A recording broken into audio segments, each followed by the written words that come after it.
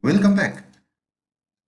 Having seen what is a project, now let's look at a project life cycle.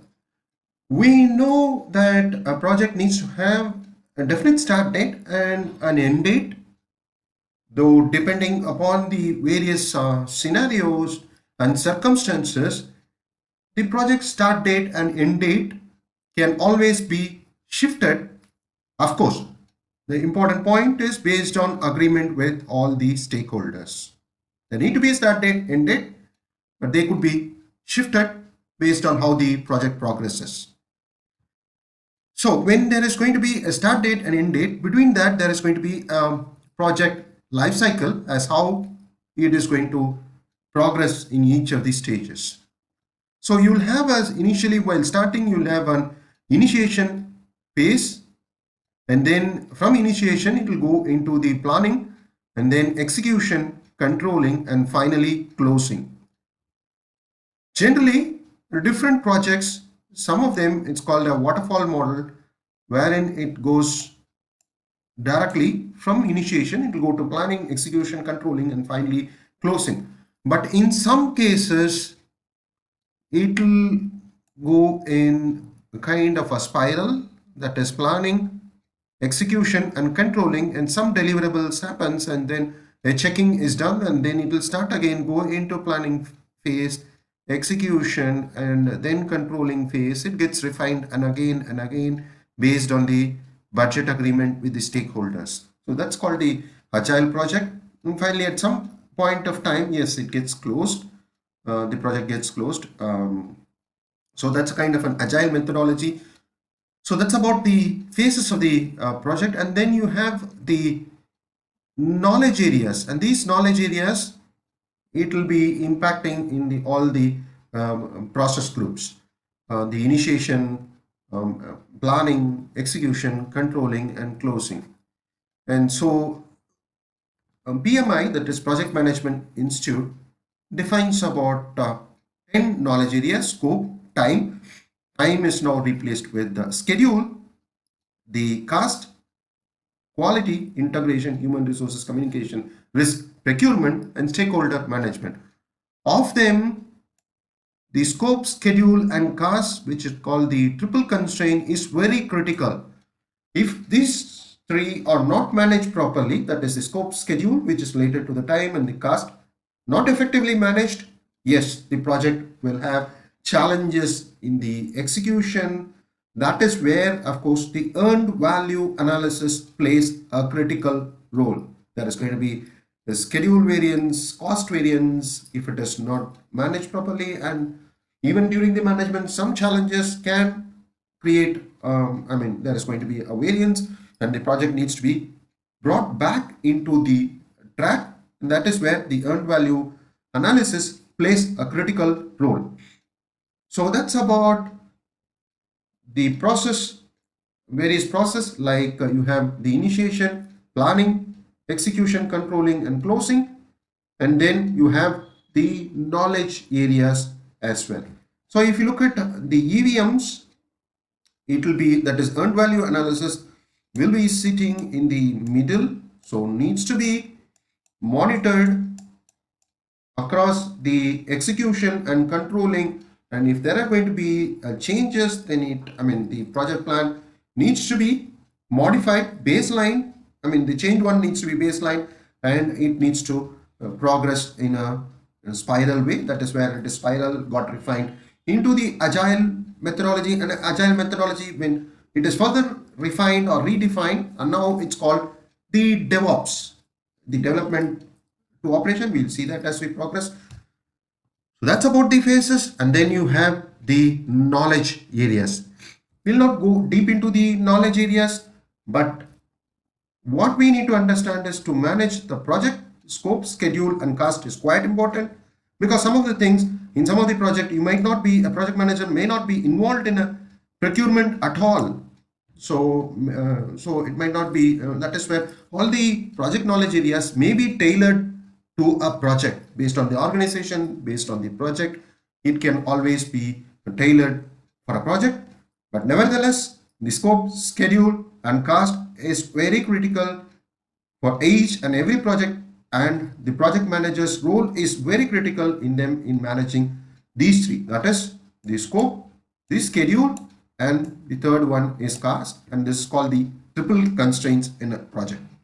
Let's now look at some of the tasks which is performed in each of the process group, that is the initiation, planning, execution, control, and the closing one.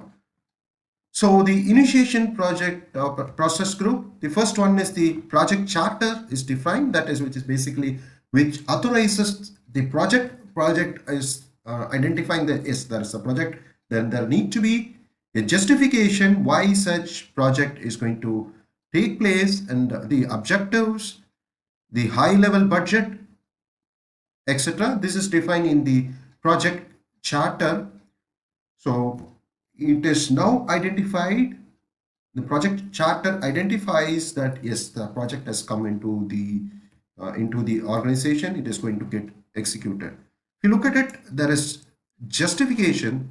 So in the justification is what you need to have a feasibility study, and that itself can be a project on its own. Why you are taking such a project? So that need to be a justification, and that is where there need to be a feasibility study which needs to be performed. We'll see what is a feasibility study in a project. But the point to note here is there need to be a justification why an organization takes such a project. All this needs to be defined in the project charter. That is the authorization for the project. Once you have the authorization, that means there is going to be a cost involved, the budget involved. All this needs to be defined in the project charter. And the stakeholders define who are the stakeholders, the organization commitment to the project, the timeline, that is the start date, end date. All this is there in the initiation process group. And then comes the planning phase.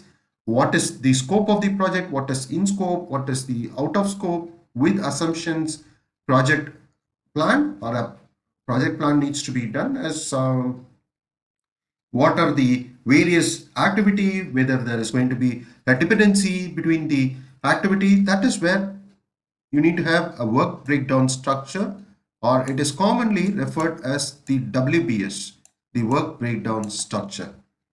And then the work breakdown structure further gets refined into an activity or the task.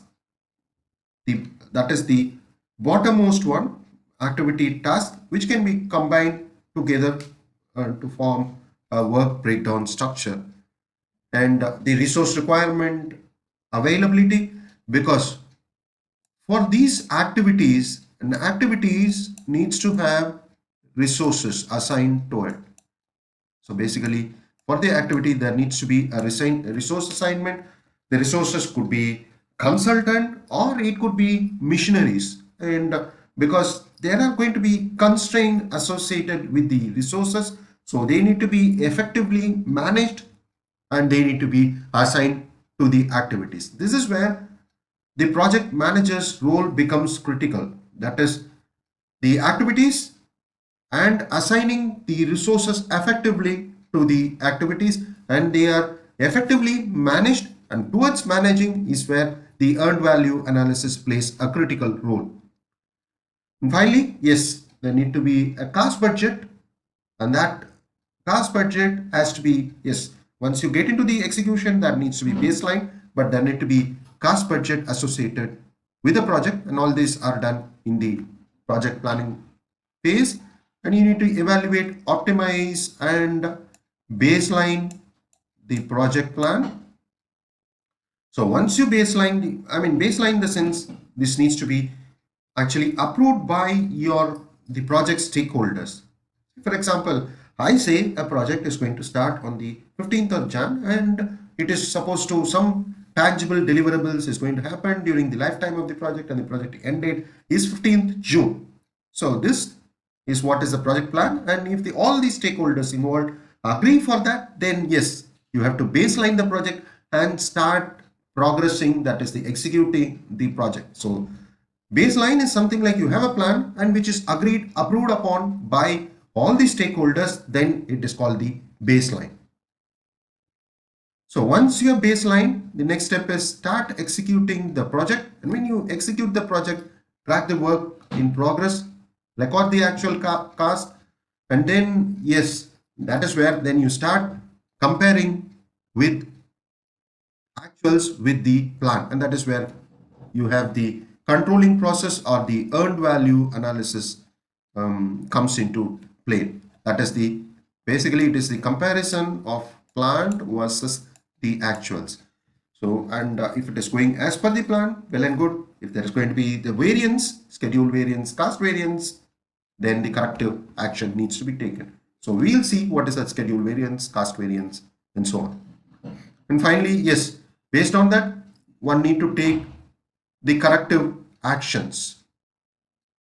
And sometimes it so happens, yes, during the execution stage, some change request or changes modification may be requested by the users. So project manager has to check that whether it is part of the actual scope, whether it is missed out. Yes, if it is missed out, then it's a mistake on the part of the team, need to be incorporated. Yes, if it is not as per the scope, then needs to go through the change request process and change control board. I mean, basically, stakeholders needs to approve it because it might incur higher cost as well. The higher cost, and when the scope changes, it could go for a longer schedule change could also happen. And finally, yeah, you need to reforecast the schedule cost baseline and get the approvals done and communicate all this to all the stakeholders. In a nutshell, project manager need to effectively manage triple constraint effectively, that is the scope, schedule, and cost. And finally, all deliverables are made as per the expectation of the client or the stakeholder, client or the stakeholders. Yeah, you need to get into the closing, and that is where the document the lesson learned, because all the lesson learned could be used by the organization in the future project. So that's about, in a nutshell, what are the various task activity which happens in the various process groups. Thank you. Stay tuned.